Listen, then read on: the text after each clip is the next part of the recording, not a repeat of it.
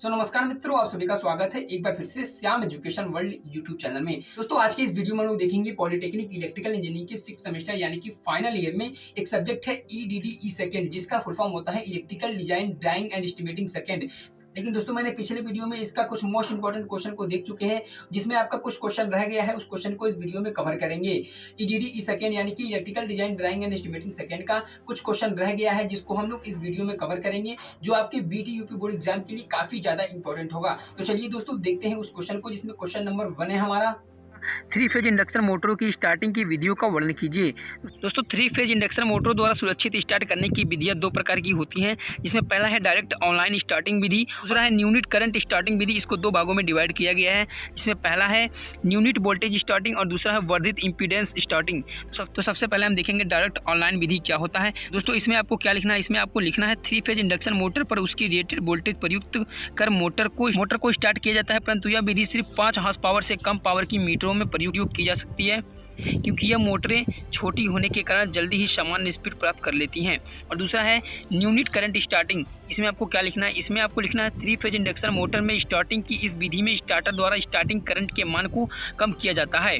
Starting current के मान को 2 प्रकार से कम किया जाता है, जिसमें पहला है न्यूनिट वोल्टेज स्टार्टिंग। इसमें आपको लिखना है 3 फेज इंडक्शन मोटर को दी जाने वाली सप्लाई वोल्टेज को कम करके स्टार्टिंग करंट के मान को कम किया जाता है।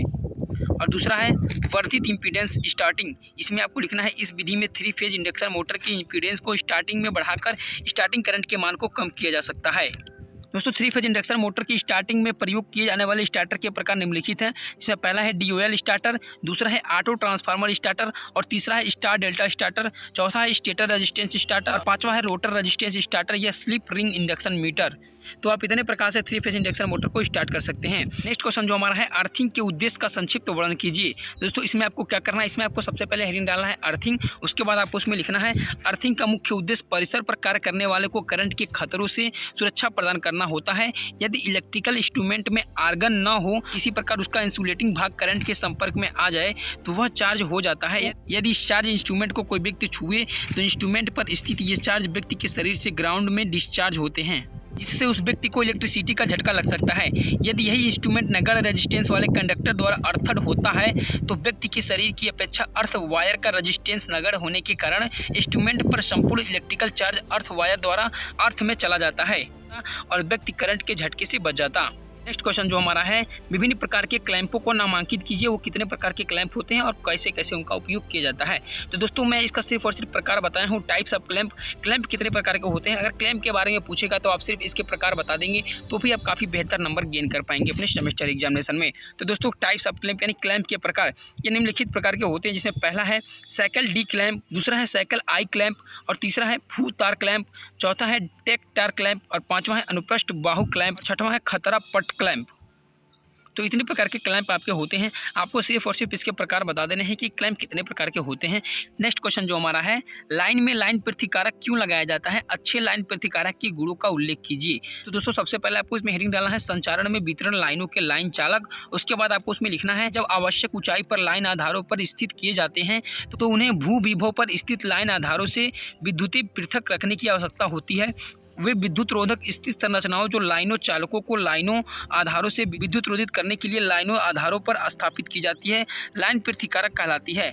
लाइन प्रतिकारक पोर्सिलिन की संरचना होती है, जिन्हें वायुमंडलीय गैसों, नमी आदि के प्रभाव से मुक्त करने के लिए चिकनी व चमकीली सतह युक्त बनाया जाता है। और दोस्तों मैं आपको बताना चाहता हूं कि इनकी संपीड़न सामर्थ्य 10,000 किलोग्राम प्रति सेंटीमीटर स्क्वायर तथा तन्य सामर्थ्य 500 किलोग्राम प्रति सेंटीमीटर स्क्वायर तथा परावैद्युत सामर्थ्य 60 kV प्रति सेंटीमीटर लगभग होती है। तो आपको ये चीज़ें जानना चाहिए, क्योंकि दोस्तों ये अक्सर ऑब्जेक्टिव क्वेश्चन में पूछ लेता है, तो आपको ये चीज़ें पता होने चाहिए।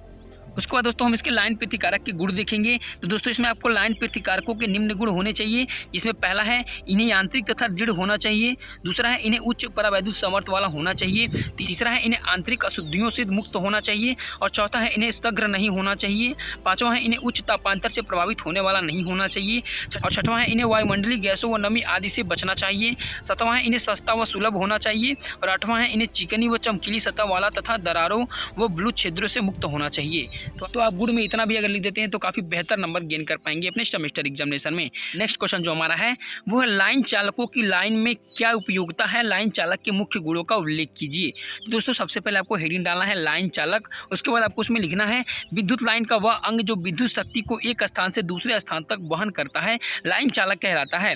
सिरोपरी लाइन में इन लाइन चालकों को प्रतिकारकों पर स्थापित किया जाता है। विद्युत लाइन के चालकों में निम्न गुण होने चाहिए, जिसमें पहला है इन्हें उच्च चालकता व निम्न प्रतिरोधकता वाला होना चाहिए, इनका प्रतिरोध ताप गुणांक निम्न होना चाहिए, इनकी तन्य सामर्थ्य उच्च होनी चाहिए, इनका लंब प्रसार गुणांक निम्न होना चाहिए, पदार्थ सस्ता व सरलता पूर्वक होना चाहिए, इन्हें निम्न अपेक्षित घनत्व वाले पदार्थ का होना चाहिए। नेक्स्ट क्वेश्चन जो हमारा है वो है पक्षी रक्षक पर टिप्पणी लिखिए, यानी कि आपको बताना है कि पक्षियों को लाइन से कैसे बचाएं। दोस्तों सबसे पहले आपको इसमें लिखना है लाइन आधारों पर पक्षियों के बैठने से लघु परिपथ या भूत दोष की संभावनाएं होती हैं। इसके लिए इस्पात के खंभों पर प्रतिकारक 125 mm गुणे 150 mm गुणे 150 mm के लकड़ी के टुकड़े पर स्थापित किए जाते हैं। ये लकड़ी के टुकड़े पक्षी रक्षक कहलाते हैं। टावरों पर लगाए जाने वाले पक्षी रक्षक जस्तीकृत इस्पात की इस प्रकार की संरचना होती है, पक्षी उन पर न बैठ सकें। इन्हें स्ट्रेन प्रतिकारकों के ठीक ऊपर अनुप्रस्थ वहां पर लगा दिया जाता है। कुछ स्थानों पर जहां पक्षी अधिक होते हैं वहां इनको लगा दिया जाता है। वहां पक्षियों के जंपरों बैठने से इन खंभों को छू जाने की संभावना होती है। पक्षियों से रक्षण के लिए ऐसे स्थानों के जंपरों पर विद्युत रोधक मान के लगा दिए जाते हैं ताकि ऐसी स्थिति न आए। दोस्तों वीडियो काफी लंबा ना हो, इसलिए दोस्तों इस वीडियो में मैंने इतना ही क्वेश्चन को कवर किया हूं। आगे का क्वेश्चन आपको नेक्स्ट वीडियो में प्रोवाइड करा दिया जाएगा। तो दोस्तों उम्मीद करते हैं कि वीडियो आपको यूजफुल लगा हो। Please like and subscribe this channel. Thanks for watching video. मिलते हैं एक न्यू वीडियो के साथ, तब तक के लिए जय हिंद, वंदे मातरम।